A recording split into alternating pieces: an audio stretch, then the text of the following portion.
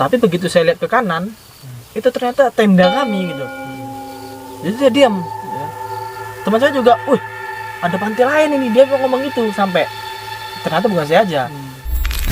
Tiba-tiba ada mungkin 20 menit lagi mau maghrib, Uwais itu nongol. Dia bilang dia ke desa, ke suatu desa gitu. Jadi dia bilang dia tembus dari Pohon Cemara itu. Dia tembus dari Pohon Cemara itu, dia ke suatu desa. Udah gitu ada salah satu teman kami, matanya berdarah, mata kanan atau kiri lupa, dia ngeluarin darah asli.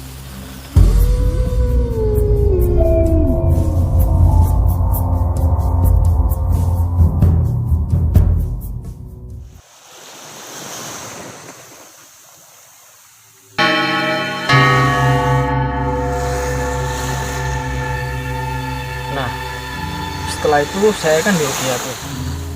Nggak lama saya mengalami dinginnya semakin luar biasa gitu. Jadi teman saya bilang coba tutup matanya gitu, tutup matanya, coba rasakan gitu.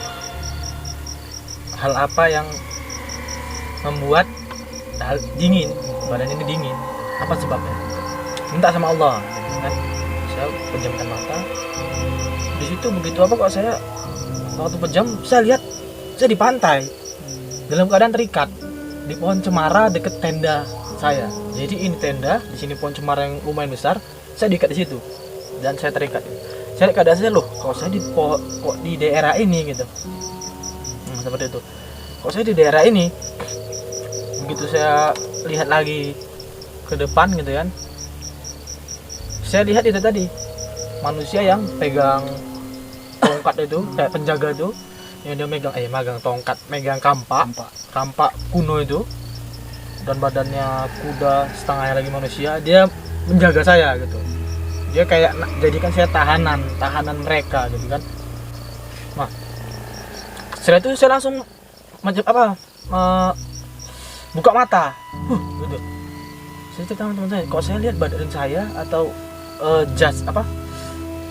diri saya sendiri di pantai, saya bilang gitu. Jadi saya melihat yang kemarin nggak sempat saya ceritakan sama teman saya. Jadi saya ceritakan lah hal ini kepada teman saya Salmin ini, karena dia meruqyah saya supaya tahulah bagaimana penyembuhannya. Jadi saya harus ceritakan semua. Jadi saya ceritakan semua. Dia pun ngomong, kenapa antum nggak ngomong hal seperti ini gitu. Harusnya antum ngomong duluan kalau antum diberi tanda gitu. Itu kan peringatan. Kenapa antum nggak peringatkan ke yang lainnya?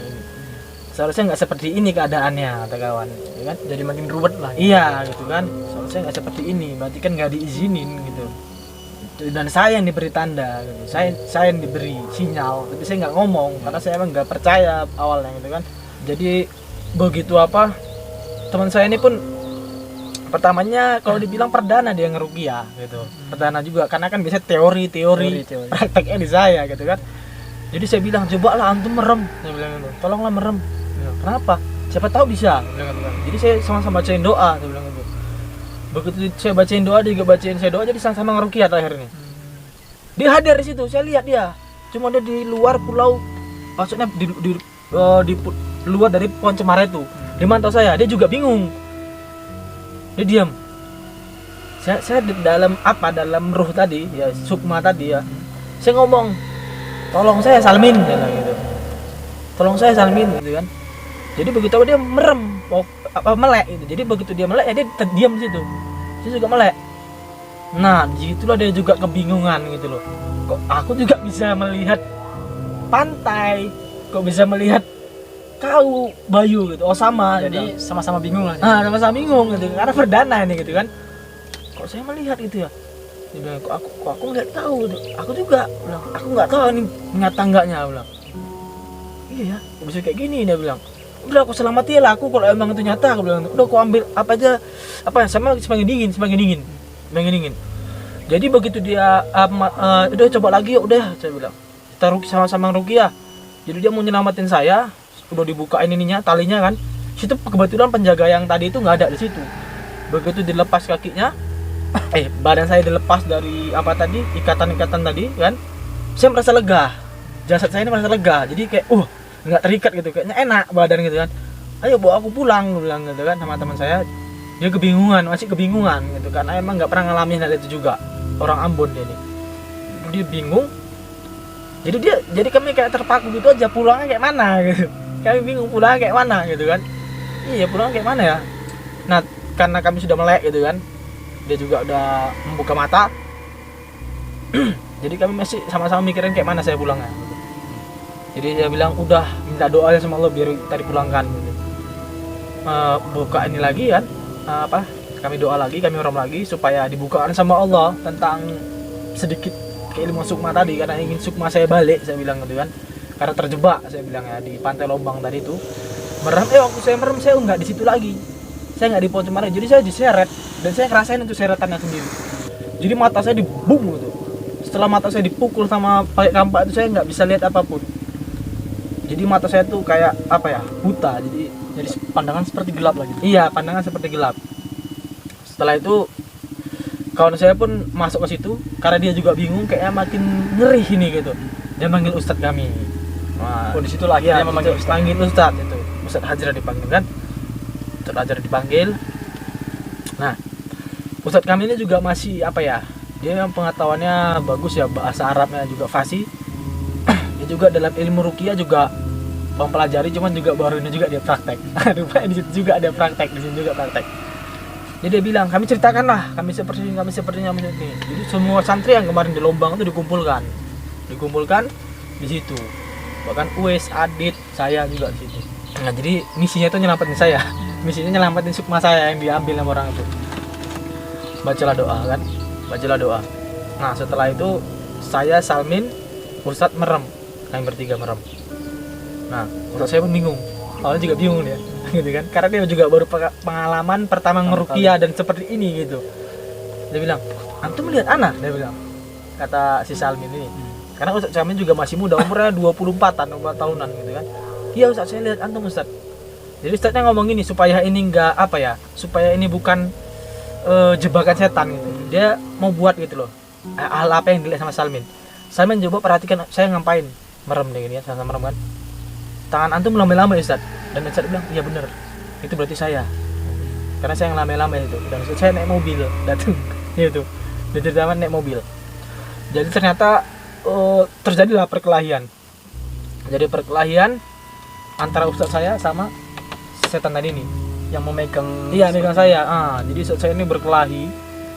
Setelah berkelahi ternyata saya mengkhotbahkan gitu, nanyain ke setannya itu, ke jinnya tadi itu kan, kamu tidak boleh seperti ini.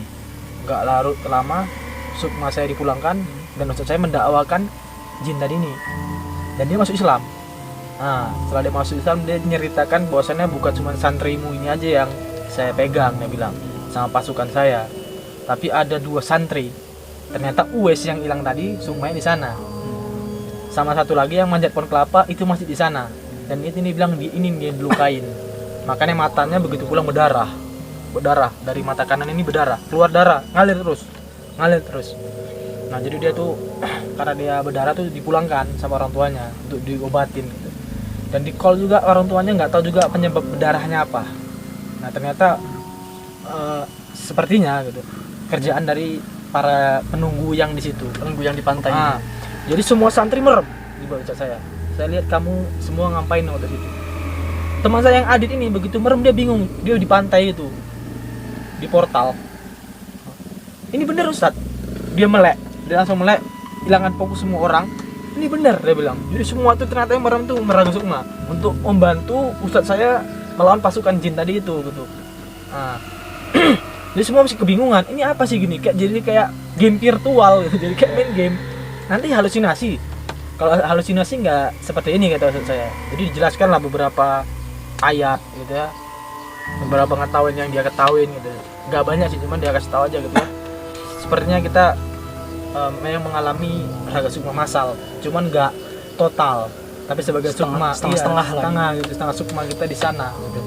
Karena mungkin kita melakukan hal-hal yang nggak baik gitu. Seperti teman saya tadi tuh ngambil buahan tadi itu jadi dia masih nyangkut di pohon kelapa itu, dikejar-kejar sama pasukan itu tadi gitu.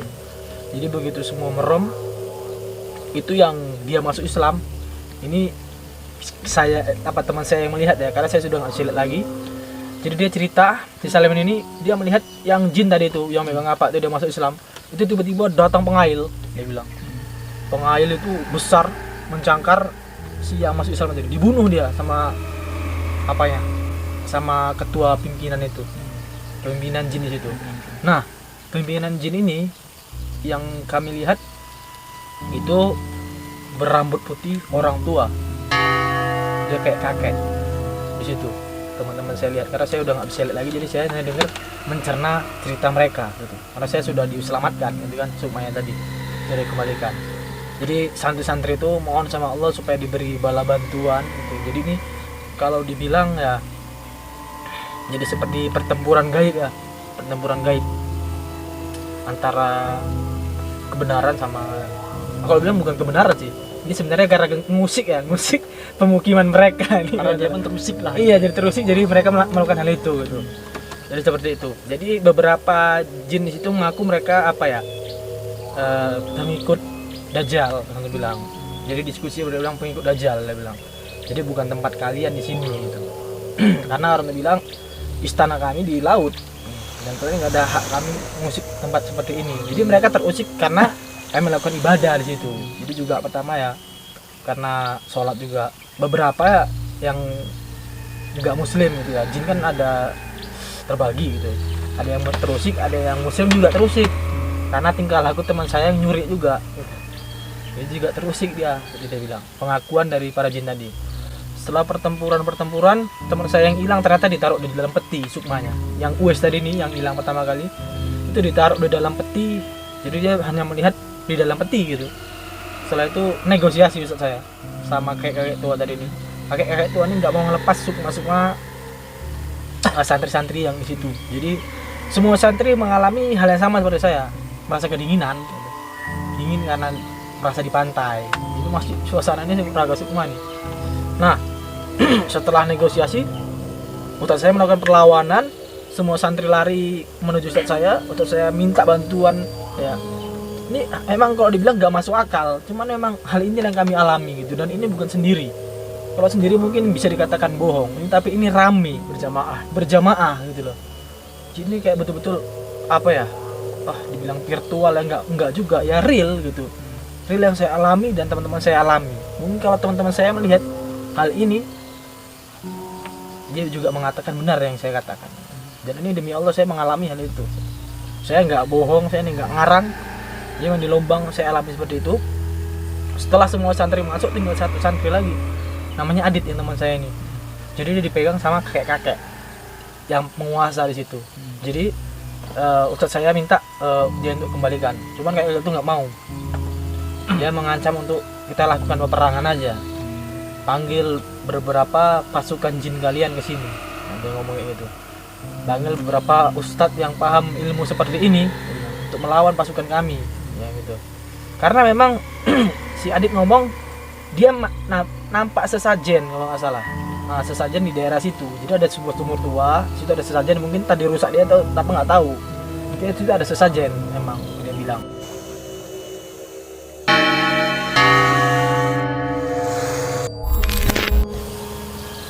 Setelah nggak lama pertempuran itu, dia hampir nggak bisa dikalahkan. Jadi kayak Ustadz saya melakukan strategi gitu di alam sukma tadi, terakhir bisa diambil dan si Adit langsung masuk ke badannya lagi sukma tadi. Jadi merasa semua bugar, saya juga merasa bugar. Nah, nggak lama setelah itu teman saya yang matanya apa itu yang berdarah juga dikembalikan sukmanya. Beberapa hari setelah itu diceritakan sama ibunya, anaknya udah tahu apa penyakitnya gitu. Padahal nggak tahu penyakitnya apa. Jadi dia pun udah sembuh. Ya itu aja lah, alhamdulillah yang saya alami dan teman-teman saya juga alami di Pantai Lombang, Jawa Timur. Jadi itu pantai yang bagus ya. Kami tuh nggak tepat waktu kami di berkemah itu nggak tepat di pemandian yang orang rame gitu, orang tempat umum ya, tempat umum, tapi kami agak ke ujungnya. Jadi emang tempat kami itu kayak apa ya, emang nggak dijamah kalau dibilang sih, karena kebanyakan orang yang di sananya gitu loh, di tempat umumnya, tapi nggak di situnya kami buat perkemahan. Jadi agak jauh dari tempat biasa, tempat umum tadi. Jadi itu aja ya yang bisa saya ceritakan, pengalaman saya, hal yang gaib tadi, yang bahkan mungkin penonton nggak percaya, yaitu pribadi para penonton. Iya, sahabat misterius ini ya, karena itu yang saya alami, bahkan teman-teman saya alami gitu. Itu aja mungkin. Yang saya lihat tadi dari cerita Mas Bayu ya, itu pantai itu kan dia ada pemimpin atau penjaganya gitu ya. Itu kan dia seorang kakek tua ya, berambut putih, dia rambutnya diikat seperti gini deh. Iya benar, iya itu saya lupa cerita. Itu tunggangannya dia seekor naga. Wah, ini yang saya lupa benar. Saya merasa emang ada naga besar di lautan itu. Oh, dia matanya warna merah. Dan yang temannya tadi siapa yang diculik tadi? Bernama Uwais. Uwais.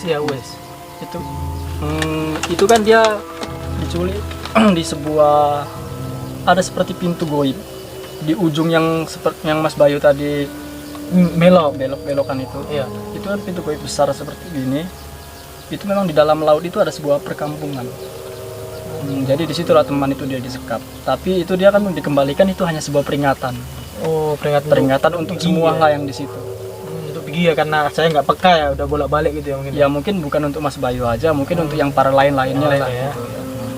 Ya mungkin itulah yang saya ketahui lah. Mungkin Mas Bayu ada saran untuk para penonton, khususnya sahabat misteri gitu. Ya, pesan-pesan saya itu untuk sahabat misteri atau yang hobi traveling lainnya ya, itu ketika kita berwisata di tempat yang indah, kita juga jangan terkecoh ya sama pemandangannya. Jangan lihat wah bagus dari kita senonoh, kita lari-larian sana sini. Utamakan kita berdoa. Dan jika ada perasaan atau hati yang berbicara jangan melakukan hal ini, ya lebih baik jangan, karena kita nggak tahu siapa yang ada di dalam hati kita nih, bisikan gitu ya.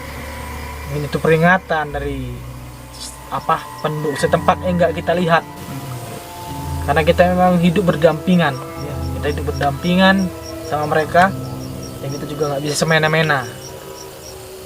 Dan mereka juga bermacam-macam agamanya ya, jadi bukan cuman Islam, bukan, mereka juga bermacam-macam. Jadi kita ya jaga tata kerama kita juga, bukan hanya sama manusia, juga sama semua makhluk lah.